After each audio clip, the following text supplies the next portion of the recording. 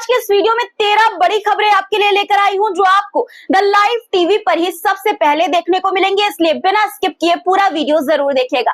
बड़ी खबर है कि अमेरिका ने रूस को युद्ध में सहायता पहुंचाने के आरोप में भारत की 19 कंपनियों और 2 नागरिकों पर प्रतिबंध लगाए हैं।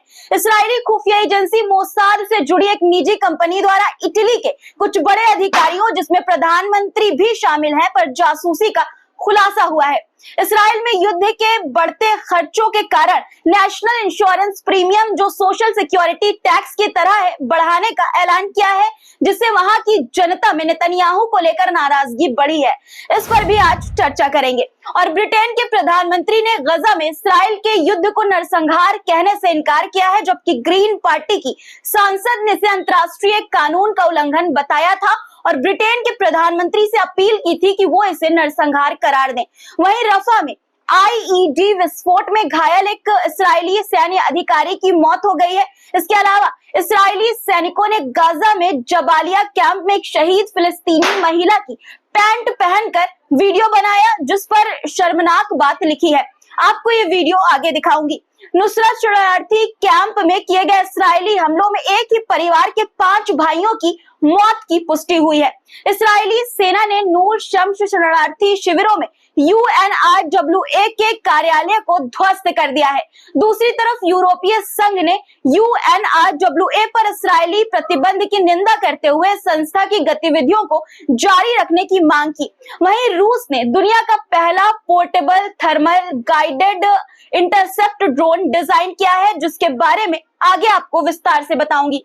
ईरान के सर्वोच्च नेता आयतुल्लाह खमेनेई ने इस्राएल पर हमले की तैयारी के निर्देश दिए हैं। कहां से हमला होगा, किस दिन हमला होगा, आपको इस वीडियो में आगे बताऊंगी। इसके साथ ही ईरान ने इस्राएली हमले का जवाब देने के लिए अपने विशेष एयर डिफेंस सिस्टम का प्रदर्शन किया है। ये प्रदर्शन अपनी ताकत को दिखाने के लिए भी ईरान ने किया है। पूरी तस्वीर आप इस वीडियो में आगे देखेंगे। एक अमेरिकी पत्रकार ने इस्राएली पुलिस द्वारा उसके साथ दुश्मन जैसा व्यवहार किए जाने का आरोप लगाया है। इन सभी खबरों पर विस्तार से चर्चा करेंगे, देखते रहिए पूरा वीडियो। द लाइव टीवी, सच सबसे आगे। आदाब दोस्तों, मेरा नाम है मिसबा खान और आप मुझे द लाइव टीवी पर देख रहे हैं। सबसे पहले आपको वो बड़ी खबर बताते हैं जिसके सामने आते ही नेतन्याहू के ही देश के लोग उन्हें हिकारत की नजरों से देख रहे हैं।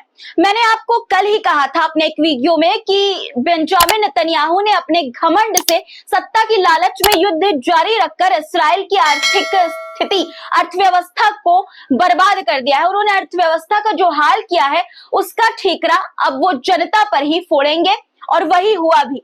इस्राएल में युद्ध का बोझ बढ़ता जा रहा है और अब इस्राएली सरकार ने बढ़ते युद्ध खर्चों के कारण नेशनल इंश्योरेंस प्रीमियम, जो सोशल सिक्योरिटी टैक्स की तरह है, बढ़ाने का ऐलान किया है, जिसका मतलब है कि अब इस्राएली लोगों को अपने बीमा लाभ के लिए ज्यादा पैसे देने होंगे।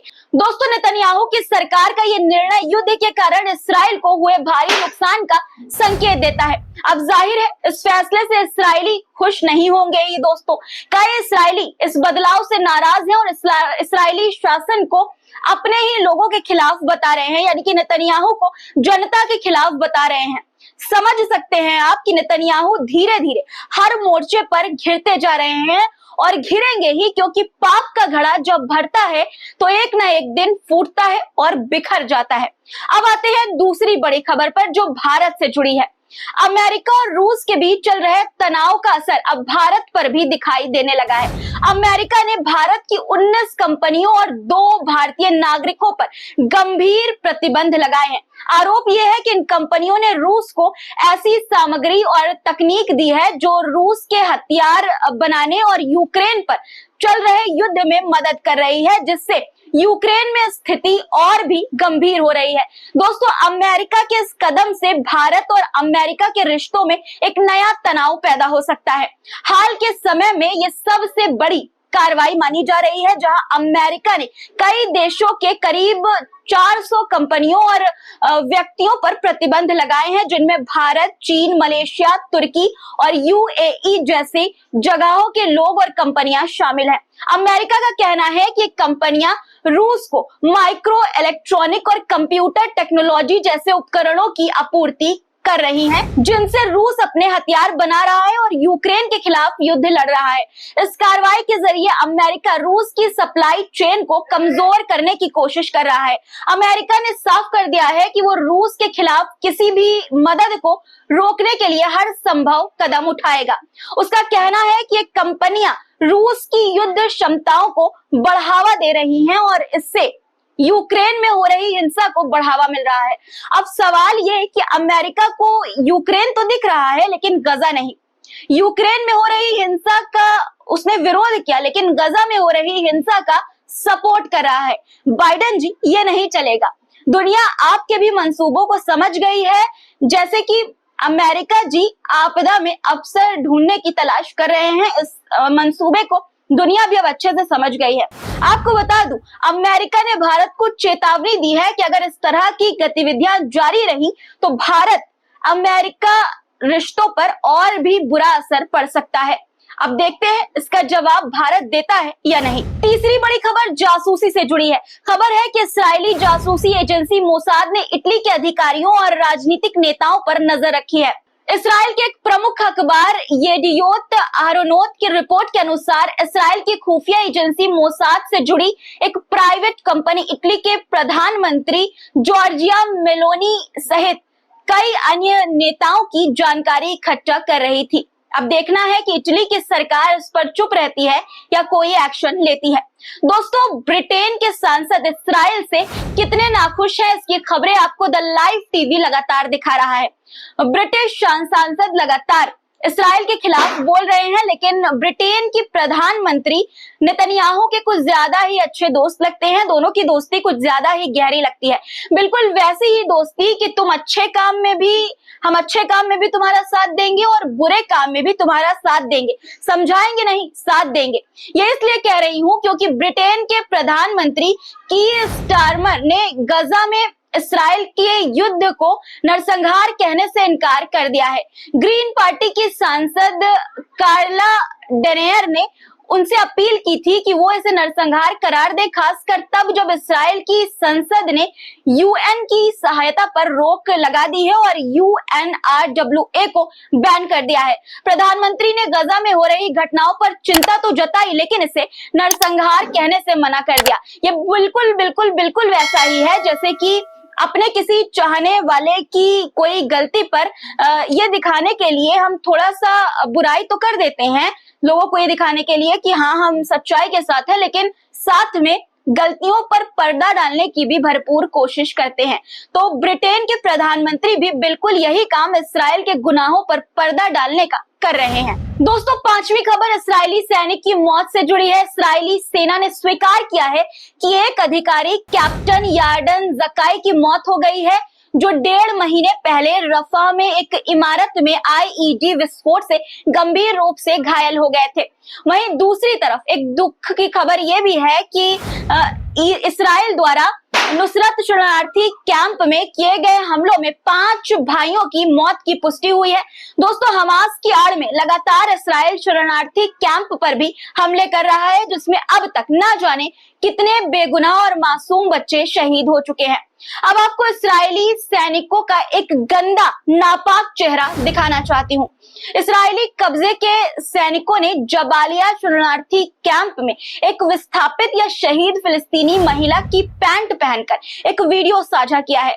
वीडियो के कैप्शन में ये लिखा गया था कि फातिमा के स्टाइल का कोई मुकाबला नहीं। देखिए इस्राएली सैनिकों का ये घिनौना चेहरा। वाओ दानी, वाओ लो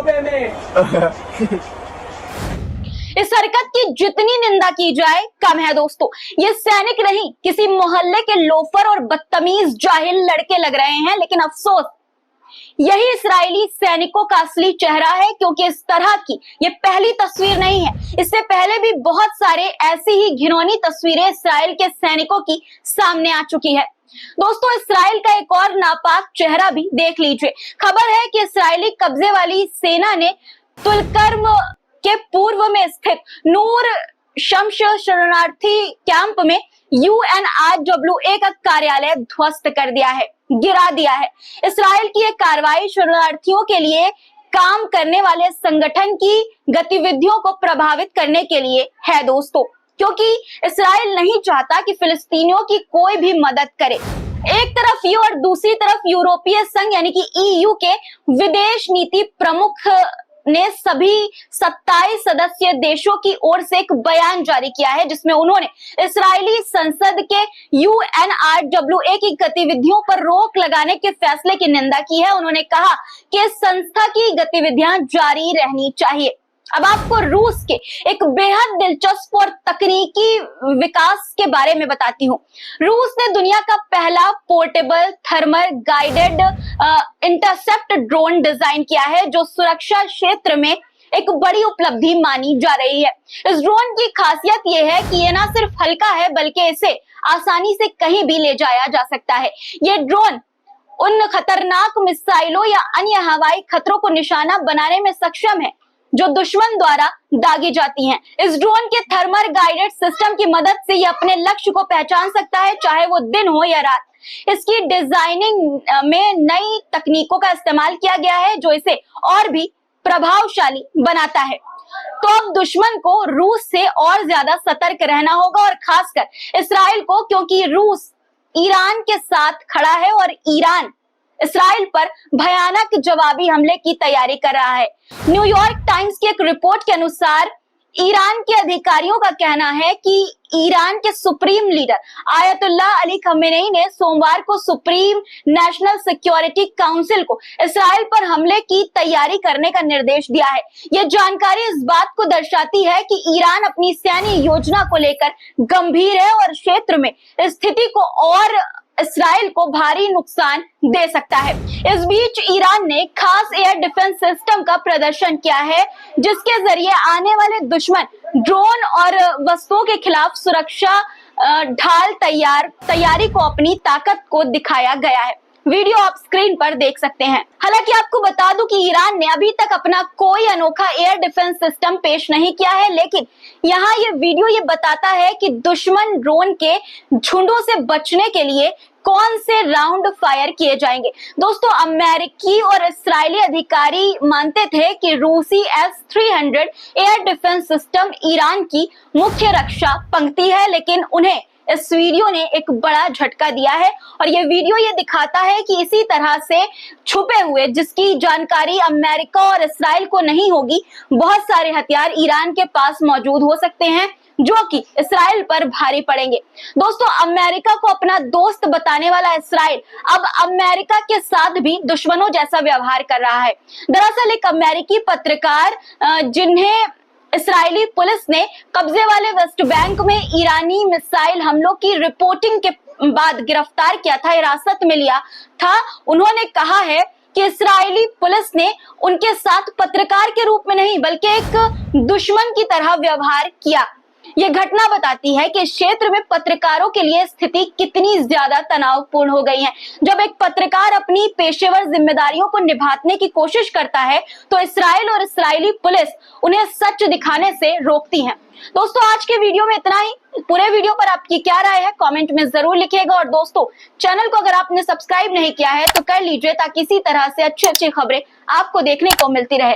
और दोस्तों, कमेंट में अपनी राय जरूर लिखा करिए, क्योंकि आपके प्यार से, आपकी सराहने से मुझे और भी हौसला मिलता है, और भी जज्बा मिलता है आपके लिए इसी तरह से अच्छे अच्छे वीडियोस लेकर आने का।